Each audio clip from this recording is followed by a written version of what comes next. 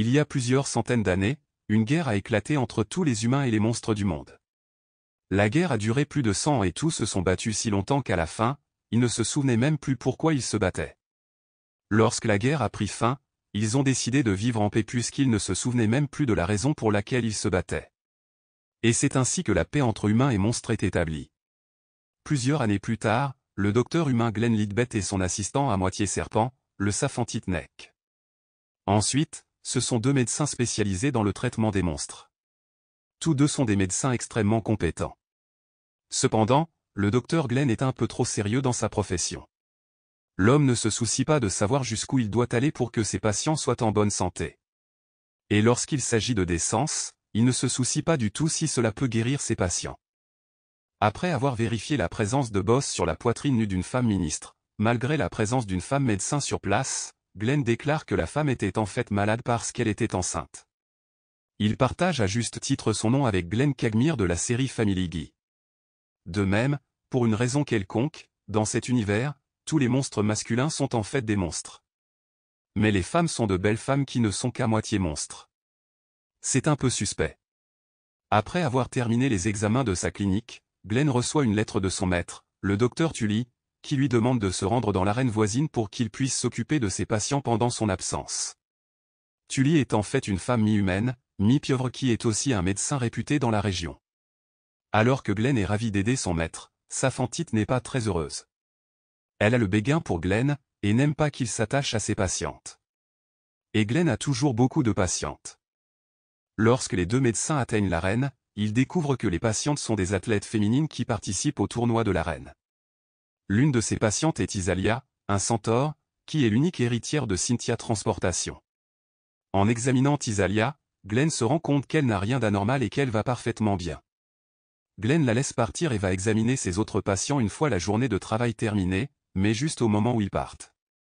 Glenn est confronté à deux des préposés de Tisalia, Kay et Lorna s'approchent. Glenn est inquiet.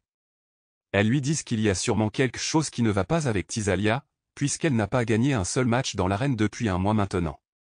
Ils expliquent qu'elle est extrêmement talentueuse et qu'elle travaille aussi très dur, il est donc normal qu'elle perde autant de matchs. S'il y a une chose qui ne change jamais, c'est le verdict de Glenn et il est parfaitement sûr que Tisalia va bien. Cependant, afin de réévaluer sa conclusion, il se rend à l'un de ces matchs. Tisalia perd une nouvelle fois contre une femme de compte. Et cette fois, Glenn réalise quel était le problème. Le docteur ne rate jamais, à part le fait qu'il l'a raté pendant l'examen. Mais à part ça, il ne rate jamais cette soirée. Alors que Tisalia s'entraîne pour le prochain match, Glenn et deux préposés s'approchent d'elle et l'appréhendent avec cette date en retenant la princesse centre d'une manière vraiment inconfortable et inappropriée. Glenn parvient à enfiler des sabots de fer pour exhiber ses pieds.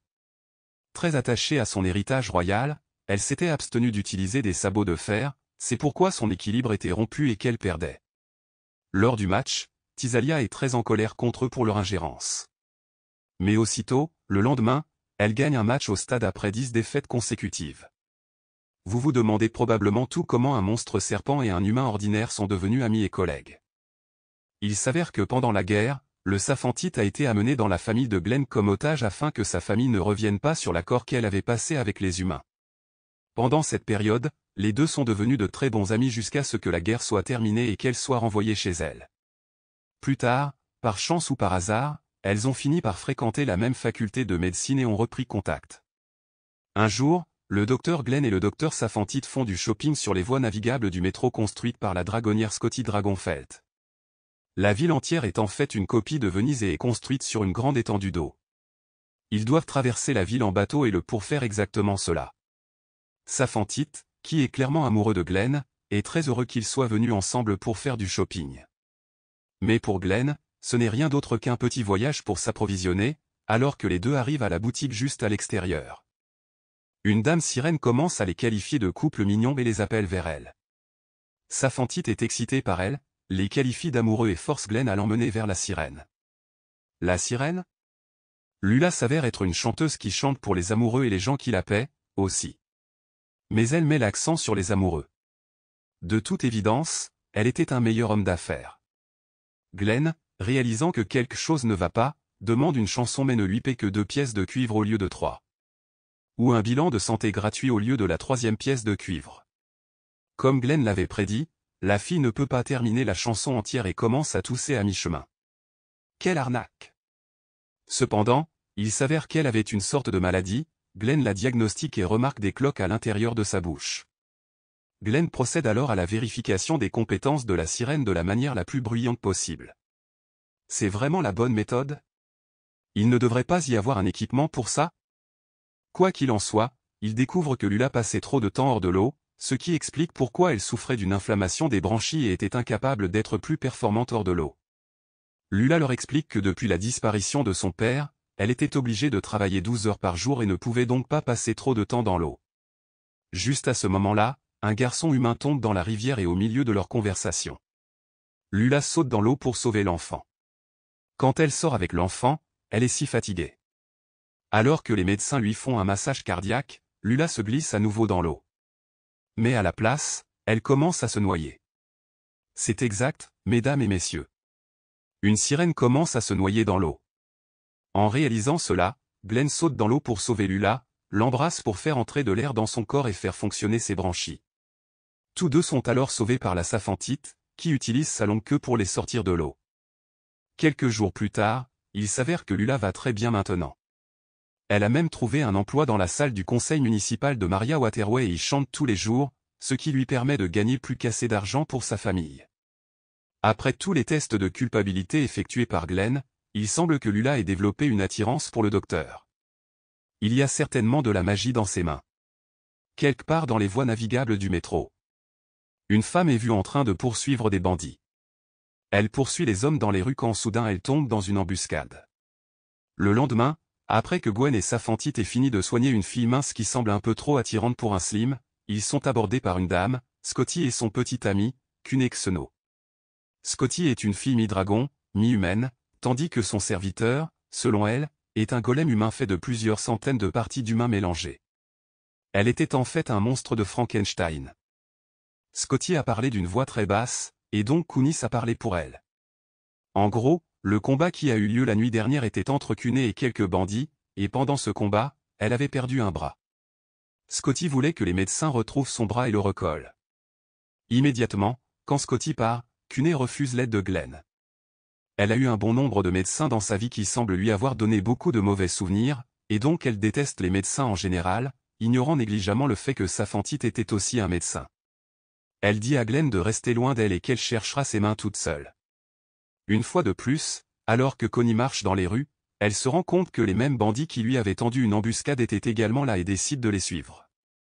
Dans un post-subreddit de facepalm absolu de tous les instants, elle se fait embusquer une fois de plus, perdant cette fois une jambe. Glenn, en médecin dévoué qu'il est, part à la recherche de son bras lorsqu'il tombe sur Salia, qui trouve sa jambe. Glenn commence à examiner la jambe et se rend compte que les points de suture qui ont été faits dans la jambe ont en fait été faits par des amateurs. Glenn pense que les personnes qui l'ont faite n'étaient peut-être même pas médecins. Il se dirige ensuite plus loin dans la ville où il tombe sur Lolala, qui a cuné son bras. Elle remet le bras au docteur et lui dit qu'il pourrait peut-être utiliser la main et la jambe qu'il a acquises pour retrouver ses propriétaires. Ailleurs, Kuné se traîne vers un mur proche. Elle est un peu trop frustrée d'avoir perdu sa jambe et son bras. Cependant, cela n'a jamais été son problème. Son principal problème était qu'elle pouvait encore entendre les voix de toutes les personnes dont les parties du corps avaient été utilisées pour la créer. Gwen la trouve en difficulté et, malgré ses protestations, insiste sur le fait qu'il veut rattacher ses parties. Le docteur met ses lunettes et ne se contente pas de recoudre les parties du corps de la jeune femme, mais il attache également tous les vaisseaux sanguins correctement dans tout le corps. Il lui explique que c'est probablement la cause des voix dans sa tête, car elle ne ressentait pas les parties de son corps comme étant les siennes.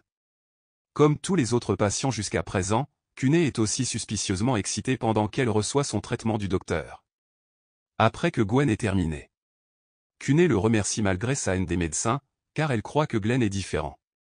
De retour à la clinique, un des compagnons de boisson de Saphantite trouve un œuf de harpie et le laisse avec elle. Saphantite essaie de faire une farce et de dire au docteur qu'elle est enceinte. Mais Glenn est trop difficile à duper lorsqu'il s'agit de toute forme d'information médicale. Saphantite révèle qu'elle cachait en fait un œuf de harpie abandonné qui lui avait été donné par une de ses amies. Son amie lui avait dit qu'elle avait trouvé l'œuf abandonné dans les rues. Glenn essaie alors d'examiner l'œuf et découvre qu'il s'agit en fait d'un œuf non fécondé. Juste à ce moment-là, plusieurs bandits s'approchent de la clinique et l'attaquent. Directement depuis la porte principale. Tous les bandits sont des humains ordinaires et il n'en faut pas beaucoup pour que les Safantides se débarrassent rapidement de ceux qui les ont attaqués. Lorsque d'autres bandits commencent à arriver, les deux docteurs se précipitent rapidement dehors et tombent sur Cuné. Elle leur explique que les bandits sont en fait des esclavagistes qui ont capturé des harpies pour leur faire pondre des œufs qu'ils vendent aux plus offrants sur le marché noir. Les médecins ont demandé la protection du conseil municipal, mais tout le monde est occupé par la mission d'abattre les esclavagistes pour le moment, ils n'ont donc pas d'autre choix que de rejoindre Cuné pour cette mission. Scotty et Lula les rejoignent également sur les voies navigables. Lula avait obtenu un poste au conseil municipal pour pouvoir aider sous couverture, et c'était sa toute première mission. Soudain, ils sont attaqués par des archers. Mais heureusement pour eux, Salia n'est pas loin et elle les combat pendant que Cuné et Salia s'occupent des bandits à l'extérieur. Leur médecin se précipite aux côtés de Scotty et trouve les harpies qui ont été capturées par les bandits. Ils semblent tous aller bien. Cependant, l'une des harpies a un œuf infecté à cause du stress. Scotty et Saffrontail décident que Glenn doit s'occuper de la harpie pour la sauver pendant qu'ils combattent les bandits qui s'approchent. Glenn se met immédiatement au travail et aide la harpie, visiblement mal à l'aise, à essayer d'accoucher de l'œuf sans que cela ne provoque de complications. Un Saphantide combat les bandits qui approchent. Elle se souvient de l'époque où ils étaient enfants et comment sa famille l'avait choisi comme otage afin qu'elle puisse assassiner toute la famille de Glenn si l'accord avec les humains tournait mal. Au moment où l'œuf est livré sain et sauf, la Saphantide est frappée par un couteau trempé dans du poison et elle s'évanouit en plein combat. La Saphantide se réveille cependant rapidement, car les esclavagistes n'ont pas utilisé de poison assez fort pour un véritable monstre. 4 bandits vivant dans un monde de monstres. Ils étaient un peu trop peu préparés pour leur propre travail. Glenn explique, les esclavagistes ont été arrêtés et la harpie plus tard, les œufs en toute sécurité. Après avoir entendu que tout s'était arrangé pour le mieux, Saphantide décide d'avouer la vérité à Glenn. Mais en retour, Glenn révèle qu'il était en fait déjà au courant du plan de la Saphène, puisque même sa famille avait fait des recherches approfondies sur elle lorsqu'elle était arrivée chez eux. Bien que sachant qu'elle était là pour les tuer, Glenn avait décidé d'être son amie. Cela rend la Saphantide si heureuse qu'elle déchire ses vêtements et tente de séduire le docteur. Mais avant de pouvoir aller plus loin et d'en faire une vidéo démonétisée, elle s'évanouit. Une fois de plus, le docteur catholique demande à ses apprentis de se rendre au village des harpies afin de fournir des soins médicaux aux habitants. Salia, qui semble avoir choisi Marie et Glenn, propose son aide pour les transporter elle-même au village en traînant leur chariot à travers les montagnes. Un éboulement se produit soudainement. Kay et Lorna sautent pour sauver leur maîtresse et Kay finit par se blesser. Glenn sort rapidement pour donner des soins médicaux, mais Kay ne peut plus du tout marcher. Heureusement, des harpies mâles arrivent juste à temps et emmènent Kay à leur village par avion pendant que le reste du groupe s'y rend également. Au village, le super médecin, Glenn, examine la blessure et découvre qu'il ne s'agit que d'une petite entorse qui disparaîtra après quelques jours de repos. Après avoir traité le centre, Glenn ne se repose toujours pas.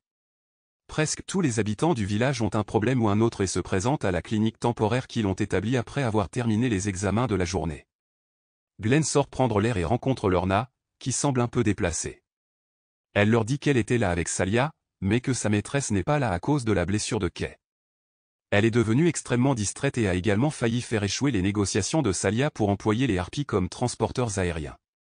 Inquiète de son accompagnatrice, Salia va voir Glenn et lui demande d'examiner Lorna. Glenn a du mal à savoir par où commencer car Lorna ne souffre d'aucune affection physique mais plutôt d'un problème psychologique.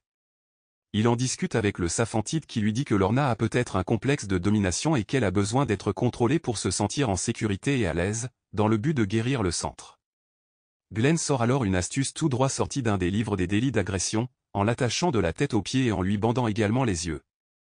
Étonnamment, Lorna se sent immédiatement mieux, car elle est plus à même de se concentrer sur son travail, bien que Glenn pense en privé que Lorna pourrait simplement apprécier d'être attachée pour la remercier. Kay et Lorna tentent de séduire Glenn ensemble. Les deux dames disent à Glenn que leur maîtresse souhaite l'épouser, et que si elle le fait, elles sont aussi sa propriété. Elles oublient toutes les limites et tentent de faire pression sur Glenn pour qu'il couche avec elles. Mais Glenn s'empresse de refuser. Kay et Lorna, cependant, espèrent toujours que Glenn deviendra aussi leur maître un jour. Merci d'avoir regardé. Première partie. Si cette vidéo obtient 1000 likes, je passerai à la deuxième partie.